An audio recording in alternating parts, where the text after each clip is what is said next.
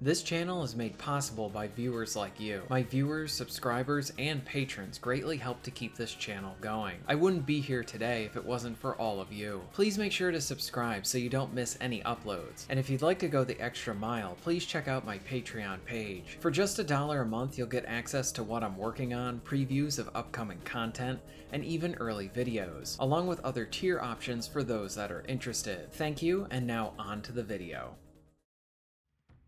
Leading into the launch of Dead Island 2, I was really pulling for this one to be good. Now, I naturally would prefer every game that comes out to range from being good to great, but I wanted this to be a success, especially for the developers, because they are a bit of a set of underdogs. Before they were Dambusters, they were Crytek UK, and before that, they were Free Radical. Yes, many of the same talented developers responsible for games like Perfect Dark, Time Splitters, and even the overlooked Second Sight are part of this team. Before Dead Island 2, they were the team behind Homefront: The Revolution, a game that suffered from its development and as a result had a rocky launch. To the developers' credit, it continually got better through performance patches. But with Dead Island 2, I was hoping they could hit the ground running on this one and then not stumble like they did before. And Dead Island 2 might be one of those great summer games, and I do think they hit the ground running on this one especially. It's very fun and entertaining with optional co-op. Dead Island 2 is very, very fun.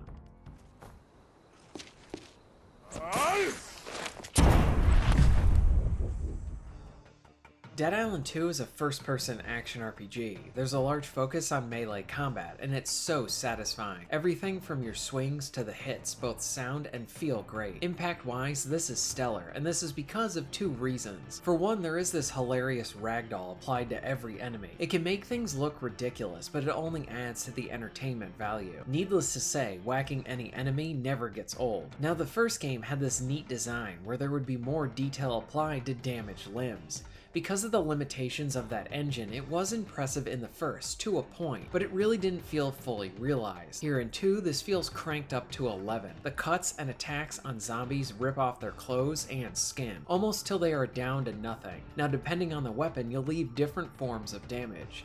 This greatly shows how deadly your weapons are, along with the over-the-top detail that is applied, and it's something that you would only see in a brutal horror movie, or in this case, a game. It is video game violence at its finest, and I would argue that this element is innovative, and should be looked at as a new standard for how properly reflecting damage with a melee weapon should be. Hey, do you have pizza? If I do, you'll let me in. Hey, Roxy, we got company. Find your jeans.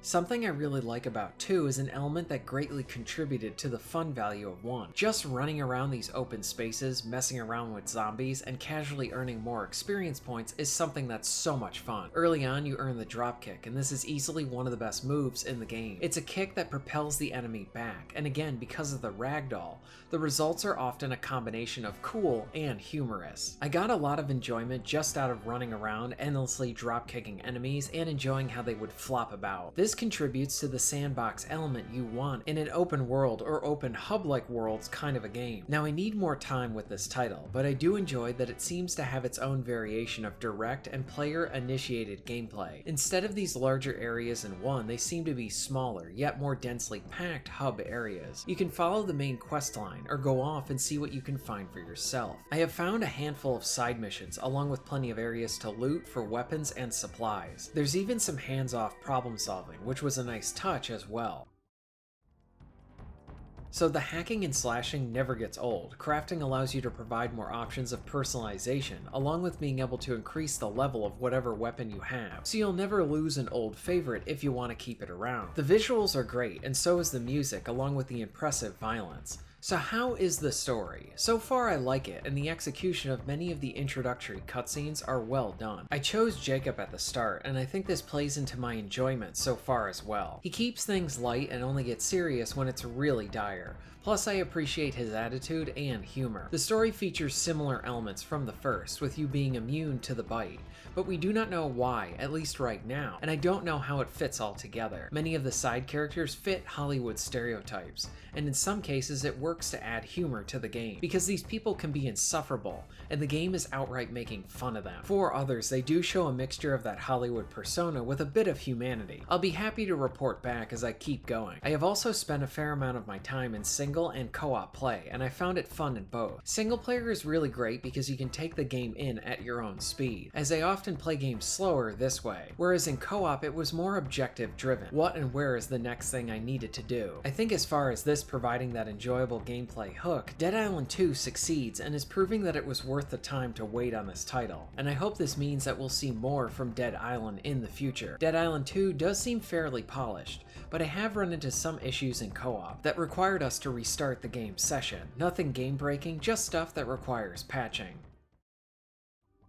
Now I do have a bit of a confession. My goal when Dead Island 2 came out and I got my hands on a copy, I wanted to try and finish playing the first while starting the second. I figured I could switch between the two and other projects until I could focus just on 2. Well, I kind of failed at doing that, and Dead Island 2 was going to turn into another game that I started and really enjoyed but didn't get back into because of life stuff and other projects coming my way. Ironically, the same thing happened to me for Dead Island 1 when it first came out. So maybe it was fate that this thing sort of happened again with Dead Island 2. So when I finally got back to this, I felt like it was just better to start over, and while I lost my progress because of that, it also allowed me to appreciate many aspects of the game by seeing them again. I hadn't played it in over a month, and I really do love how the introduction to the main menu is done. A perfect set of visuals and music, and once I got into the gameplay, it felt like riding a bicycle again. Plus the smoothness that 2 does over 1 is just great, especially with playing these games so close together. I do think that Dead Island 2 lands a bit more in that overlooked and underrated territory. We have been fortunate with plenty of big releases, and I think while Dead Island got a decent enough splash, and more importantly is a really good game that is even selling very well, I do think that it deserves more attention. The criticism I see is how people say that it feels like a game designed from an older time, or that it doesn't really do anything new. And you know what? That might be true. I'd argue that it feels fresh and uses a lot of familiar elements well, especially considering the long development. So it might not be the most innovative title, but it might be one of 2023's most fun games. Have you played any of the Dead Island games? Have you tried 2? Let me know all of your thoughts in the comments down below. If you're interested in being notified of new videos, please hit the subscribe button and bell. And if you would like to support the channel and get early access to content, please check out my Patreon. All of the links will be at the end of this video and within the description. And thank you very much for watching.